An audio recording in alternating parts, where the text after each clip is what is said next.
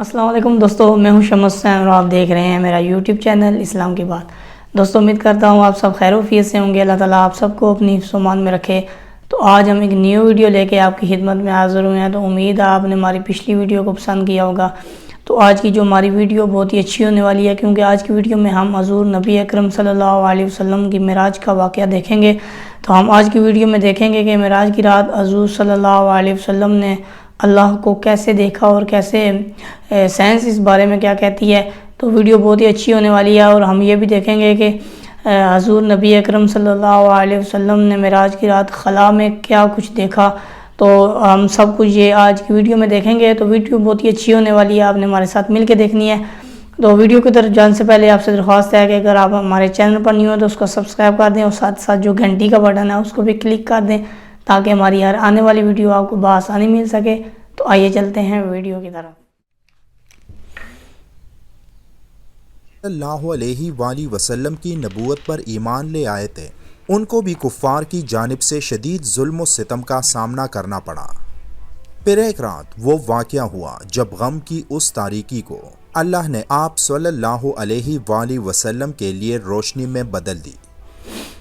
اس رات آپ صلی اللہ علیہ وآلہ وسلم اپنے بستر میں آرام فرما رہے تھے جب تاریخ انسانی کا سب سے عظیم معجزہ رونما ہوا۔ اس رات کی تاریکی میں حضرت جبرائیل علیہ السلام آسمانوں سے زمین پر اترے۔ آپ صلی اللہ علیہ وآلہ وسلم کے سینے مبارک کو دو حصوں میں تقسیم کر کے ان کے دل مبارک کو باہر نکالا، اور پھر زمزم کے مبارک پانی سے دھو کر اسے واپس آپ صلی اللہ علیہ وآلہ وسلم کے سینے مبارک میں رکھ دیا، اور پھر فرمایا کہ میرے ساتھ آئیں، باہر آپ کے لیے براق کی سواری کڑی ہے۔ آپ صلی اللہ علیہ وآلہ وسلم براق پر بیٹھ کر پلک جھپکتے سب سے پہلے مسجد اقصی تشریف لے گئے، اور پھر وہاں سے آپ صلی اللہ علیہ وآلہ وسلم آسمانوں کی جانب ایک عظیم سفر پر روانہ ہوئے۔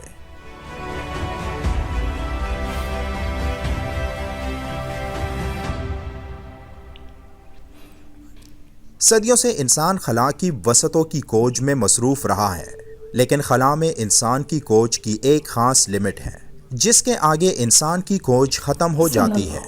یہاں تک کہ آج کے جدید ٹیلیسکوپ کی مدد سے بھی انسان اس خلا کے صرف 5% حصے کی کھوج کر چکا ہے، جس 5% میں اربوں ستارے اور کہکشائیں ہیں۔ لیکن اس باقی 95% حصے میں کیا ہے، اس کا ادراک آج تک انسان کے بس کی بات نہیں، جو خلا کی اس پراسراریت میں مزید اضافہ کرتی ہے کہ آخر ان ستاروں سے آگے کیا ہو سکتا ہے۔ مگر اسلام میں ہمیں اس غیر واضح صورتحال کے بارے میں بہت کچھ معلوم پڑتا ہے، کیونکہ اللہ نے ان اسرار کے دروازے ایک رات حضرت محمد صلی اللہ علیہ وآلہ وسلم کے لیے کھول دیے تھے، اور آپ صلی اللہ علیہ وآلہ وسلم نے اس ایک رات میں لاکھوں بلکہ کروڑوں کلومیٹرز کا فاصلہ ایک انتہائی قلیل مدت میں طے کیا۔ اللہ نے ہمیں 7 آسمانوں کے بارے میں بتایا ہے، جس کے پہلے آسمان میں وہ ستارے ہیں جو ہمیں نظر آتے ہیں۔ آپ صلی اللہ علیہ وآلہ وسلم ایک ایک کر کے ان تمام آسمانوں کے دروازے کھولتے گئے، اور ہمیں ایسی حیران کن معلومات پہنچائیں جن کا مشاہدہ آپ صلی اللہ علیہ وآلہ وسلم نے اس سفر میں کیا تھا، جس کے بارے میں جاننے کے لیے آپ کو یہ ویڈیو آخر تک دیکھنی چاہیے، کیونکہ اس سفر میں ایک ایسا مقام بھی آیا تھا جس مقام پر حضرت جبرائیل علیہ السلام کو بھی آپ صلی اللہ علیہ وآلہ وسلم کے ساتھ آگے جانے کی اجازت نہیں تھی۔ آپ صلی اللہ علیہ وآلہ وسلم حضرت جبرائیل علیہ السلام کے ہمراہ پہلے آسمان کے دروازے پر پہنچے، جہاں ایک فرشتہ اس دروازے پر کھڑا تھا۔ اس فرشتے نے حضرت جبرائیل علیہ السلام سے کہا کہ آپ کے ساتھ کون ہے؟ تو آپ علیہ السلام نے فرمایا کہ یہ محمد ہے۔ فرشتے نے پھر پوچھا کہ کیا ان کو نبوت مل چکی ہے؟ تو آپ علیہ السلام نے فرمایا کہ ہاں۔ پھر اس فرشتے نے آپ صلی اللہ علیہ وآلہ وسلم کو کہا کہ آپ کے آنے کی اطلاع ہمیں مل چکی ہے، آپ آسمانوں کے اس پہلے دروازے سے داخل ہو سکتے ہیں۔ اس دروازے سے داخل ہو کر آپ صلی اللہ علیہ وآلہ وسلم نے لاتعداد فرشتوں کو دیکھا جو وہاں موجود تھے، جن میں زیادہ تعداد سجدے کی حالت میں تھے۔ یہاں ایک بزرگ ہستی سے ملاقات ہوئی تو حضرت جبرائیل علیہ السلام نے فرمایا کہ یہ نسل انسانی کے بانی ابو البشر حضرت آدم علیہ السلام ہیں۔ ان کے دائیں بائیں جانب بے شمار لوگ تھے۔ جب دائیں طرف دیکھتے تو مسکراتے اور بائیں جانب نظر پڑتی تو غمگین ہو جاتے۔ آپ صلی اللہ علیہ وآلہ وسلم نے سوالیہ نظروں سے حضرت جبرائیل علیہ السلام کو دیکھا۔ انہوں نے کہا کہ یہ نسل آدم ہے، سیدھی جانب نیک لوگ ہیں اور بائیں جانب برے۔ آسمانوں کے اس سفر پر آپ صلی اللہ علیہ وآلہ وسلم نے مختلف لوگوں کو مختلف حالتوں میں دیکھا، جن میں کسی یتیم کا حق مارنے والے سے لے کر غیبت کرنے والے، قتل و فساد کرنے والے لوگ سب شامل تھے، جن میں ہر ایک مختلف سزا کی حالت میں تھا۔ مثلا آپ صلی اللہ علیہ وآلہ وسلم نے دیکھا کہ کچھ لوگ اپنے ہونٹوں کو کینچیوں سے کاٹ رہے ہیں۔ آپ صلی اللہ علیہ وآلہ وسلم کو بتایا گیا کہ یہ حضور کی امت کے وہ لوگ ہیں جو خود تو برائیاں کیا کرتے تھے لیکن دوسروں کو نیکیوں کا حکم دیا کرتے تھے۔ اسی طرح زناکاروں اور سود خوروں کو بھی مبتلا عذاب دکھایا گیا۔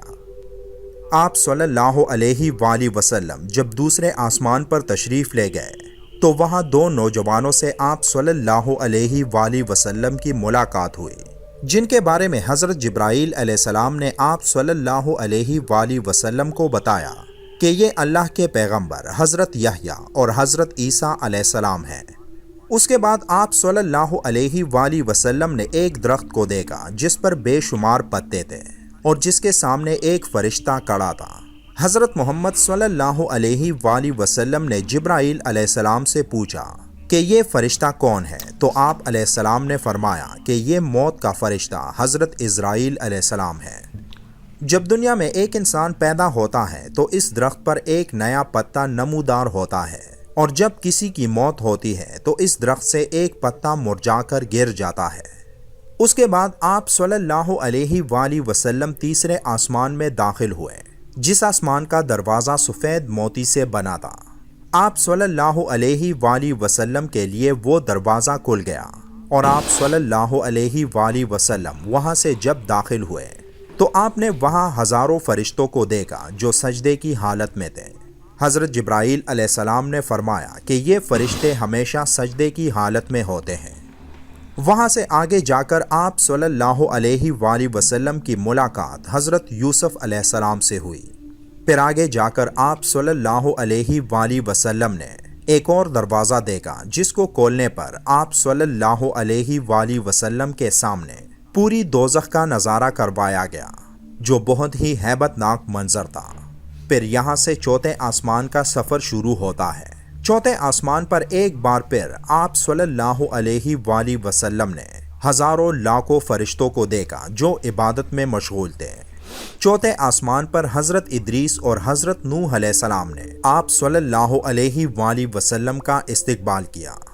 اس یادگار ملاقات اور آسمان کے ملکوتی مشاہدات کے بعد آپ صلی اللہ علیہ وآلہ وسلم کو پانچویں آسمان کی طرف اٹھایا گیا، جس کو سرخ سونے سے بنایا گیا ہے۔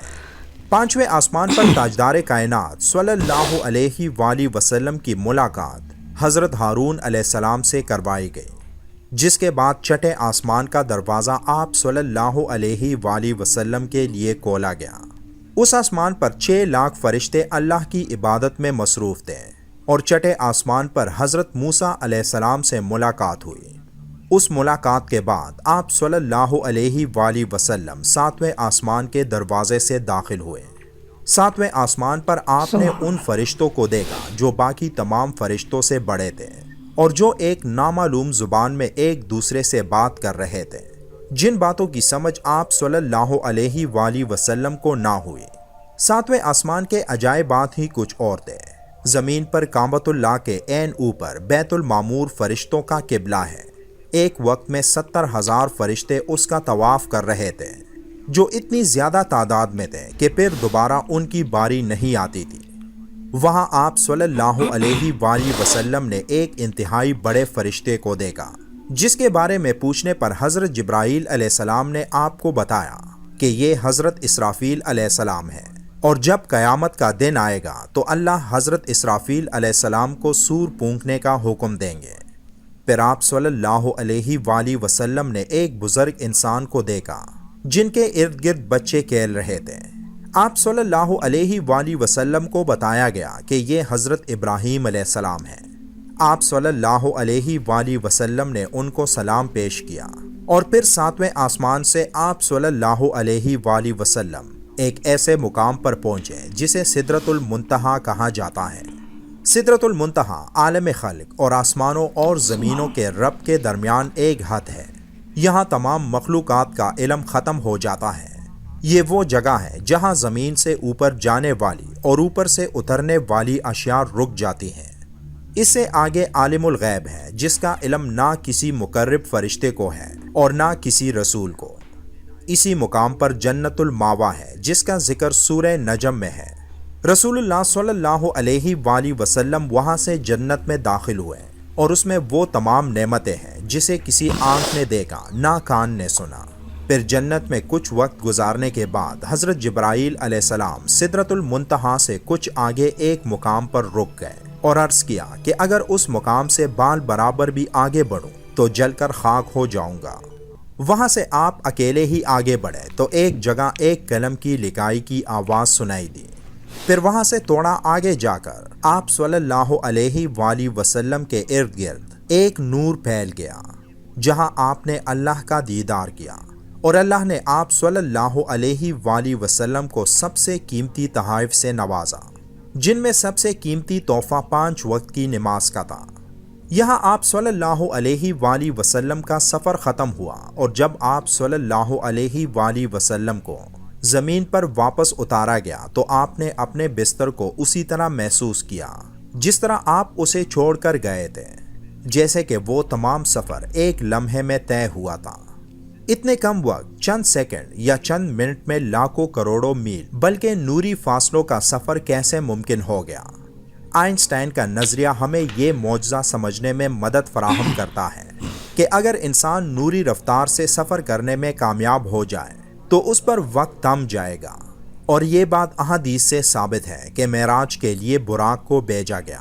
عربی میں براق برق کی جمع ہے اور عربی جمع کا کم از کم اطلاق 3 کے عدد پر ہوتا ہے، لہٰذا اگر زیادہ نہ صحیح براق کو 3 برق ہی مان لیا جائے، اور برق جس کا مطلب روشنی ہے، اور روشنی یا نور کی رفتار 1,86,000 میل فی سیکنڈ بنتی ہے، اور اس کو براق پر قیاس کرتے ہوئے 3 سے ضرب دے دیں تو یہ رفتار 5,58,000 میل فی سیکنڈ بنے گی۔ گویا آپ صلی اللہ علیہ وآلہ وسلم کی سواری کی کم از کم رفتار 5,58,000 میل فی سیکنڈ تھی۔ البرٹ آئنسٹائن کی تھیوری آف ریلیٹیوٹی کی اس تھیوری کو سامنے رکھیں اور احادیث اور واقعات معراج کا سائنسی مطالعہ کریں تو اس جدید نظریے کی بنیاد پر بھی اسلام اور واقعہ معراج کی سچائی واضح ہوتی ہے۔ خاص کر معراج کے اتنے بڑے واقعے میں صرف چند سیکنڈ یا منٹ کیسے لگے؟ رسول اللہ صلی اللہ علیہ وآلہ وسلم کے لیے وقت کیسے تھم گیا تھا؟ اگرچہ یہ معجزہ نبوی ہے اور معجزہ عقل سے محال شے کو کہتے ہیں، لیکن اس کے باوجود کسی حد تک سمجھنے میں آئنسٹائن کی تھیوری بہت اہمیت کی حامل ہے۔ اللہ کی قدرت یا رسول اللہ کا معجزہ کسی قسم کی تھیوری کے پابند و محتاج قطعاً نہیں ہو سکتے۔ تو جی دوستو، یہ تھی ہماری آج کی ویڈیو۔ امید آپ کو پسند آئی ہوگی، آپ نے ہمارے ساتھ مل کے دیکھی ہوگی۔ بہت ہی اچھی ویڈیو تھی، بہت ہی خوبصورت بیان تھا معراج کے حوالے سے، بہت ہی خوبصورت واقعہ تھا۔ تو اس طرح کی ریئیکشن ویڈیو آپ کو ہمارے چینل پر ملتی رہیں گی، بس آپ نے ہمارے چینل کے ساتھ جڑے رہنا ہے۔ تو اگر آپ ہمارے چینل پر نیو ہیں تو اس کو سبسکرائب کر دیں اور ساتھ ساتھ جو گھنٹی کا بٹن ہے اس کو بھی کلک کر دیں تاکہ ہماری ہر آنے والی نیو ویڈیو آپ کو بآسانی مل سکے۔ تو اگر ویڈیو اچھی لگی ہے تو اس کو لائک کر دیں اور ساتھ ساتھ کمنٹ میں اپنا خوبصورت پیغام ہے وہ بھی ہمارے لیے دے دیں۔ تو ملتے ہیں نیکسٹ ویڈیو میں۔ اللہ حافظ۔